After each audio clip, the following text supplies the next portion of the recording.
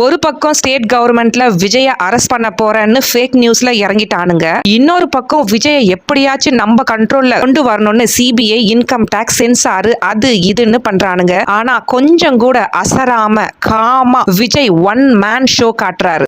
இந்திய அரசினுடைய பேராற்றல் அனைத்தும் ஒற்றை சினிமாவுக்கு எதிராக போராட பயன்படுத்தப்படுகிறது. மானக்கேடு.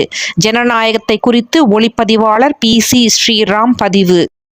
விஜயகாந்த் ஐயாவை ட்ரோல் பண்ண மாதிரி விஜயையும் பண்ணிடலான்னு நினைச்சிட்டீங்களா? அட கொத்தடிமைகளா, காலம் மாறி போச்சு. இனி நாங்கத்தான். தனியா வந்தாலும் சரி, ஒட்டுமொத்த இந்திய தொலைக்காட்சிகளும் வந்தாலும் சரி, எல்லாரையும் முடிக்கிறது தான் பிளான். இப்படிக்கு டிவிக்கே விர்ச்சுவல் வாரியர்ஸ். இது கோல போட்டி அல்ல. 234 தொகுதிகளும் மக்கள் போட்ட கோலத்தில் டிவிக்கு தான் முன்னிலை. தமிழ்நாட்டில் சட்டமன்ற தேர்தல் 2026 நெருங்கும் நிலையில் தாவேகாவின் தேர்தல் செயல்பாடை குறித்து உங்கள் கருத்து என்ன மக்களே? சிபிஐ விசாரணையில் கண்கலங்கிய விஜய். கரூர் சம்பவ கேள்வியில் உடைந்த மனம். கரூரில் உயிரிழந்தவர்களின் எண்ணிக்கையை குறித்து கேள்வி எழுப்பப்பட்ட போது விஜய் உணர்ச்சி வசப்பட்டார். அந்த செய்தியை அறிந்தபோது அவர் எந்த மனநிலையில் இருந்தார் என்று சிபிஐ கேட்டதும் கண்கலங்கிய நிலையில் அவர் சில பதில்களை அளித்ததாக தகவல் வெளியாகியுள்ளது. மத்திய மாநில அரசாங்கத்திற்கு சவால் விடும் விஜய் ரசிகர்களின் இந்த பதிவு இணையத்தில் வைரல். எலெக்ஷனுக்கு முன்னாடி ஜனநாயகம் ரிலீஸ் பண்ணினா படத்துல தளபதி விஜய்னு டைட்டில் கார்டு இருக்கும். அதே எலெக்ஷனுக்கு அப்புறம் படம் ரிலீஸ் பண்ணா மாண்புமிகு தமிழக முதல்வர் விஜய்னு டைட்டில் கார்டு போட வேண்டியதா இருக்கும். படத்துல எப்படி டைட்டில் கார்டு போடணும்னு கவர்மெண்ட் நீங்க தான் முடிவு பண்ணணும். ஜனநாயகன் தணிக்கை வழக்கு நாளை விசாரணை. ஜனநாயகன் திரைப்படம் தணிக்கை தொடர்பான வழக்கு சென்னை உயர்நீதிமன்றத்தில் நாளை ஜனவரி 20 விசாரணைக்கு வருகிறது. தலைமை நீதிபதி MM ஸ்ரீவதிஸ்வா அருண் முருகன் அடங்கிய அமர்வு முன்பு நாளை விசாரணைக்கு பட்டியலிடப்பட்டுள்ளது. UA சான்று வழங்க உத்தரவிட்ட தனி நீதிபதி உத்தரவுக்கு எதிராக தணிக்கை வாரியம் தரப்பில் தலைமை நீதிபதி அமர்வில் முறையிடப்பட்டது.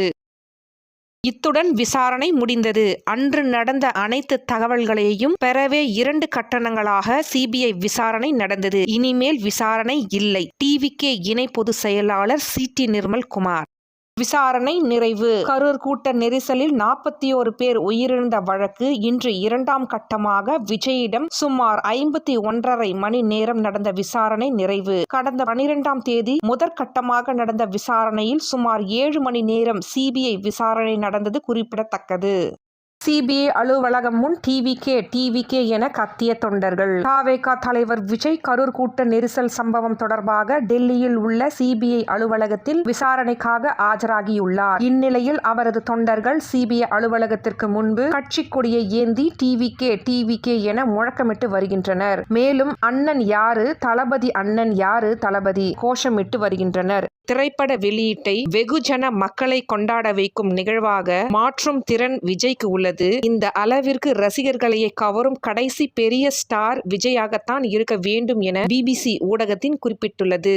விஜய் வெற்றிக்காக பிரார்த்தனை. ஒரு விஜய் ரசிகனா முடிந்தவரை எல்லா இடங்களிலும் அவரது வெற்றிக்கான நான் எப்பொழுதுமே பிரார்த்தனை செய்து கொள்வேன். ஒவ்வொரு கட்டத்திலும் நான் அவரது தீவிர ரசிகர் என்பதை காட்டியுள்ளேன். இப்படிக்கு நடிகர் ரவிமோகன். சிபிஐ அலுவலகம் முன் டிவிகே என கத்திய தொண்டர்கள். தாவேகா தலைவர் விஜய் கரூர் கூட்ட நெரிசல் சம்பவம் தொடர்பாக டெல்லியில் உள்ள சிபிஐ அலுவலகத்தில் விசாரணைக்காக ஆஜராகியுள்ளார். இந்நிலையில் அவரது தொண்டர்கள் சிபிஐ அலுவலகத்திற்கு முன்பு கட்சி கொடியை ஏந்தி டிவிகே என முழக்கமிட்டு வருகின்றனர். மேலும் அண்ணன் யாரு தளபதி, அண்ணன் யாரு தளபதி கோஷமிட்டு வருகின்றனர்.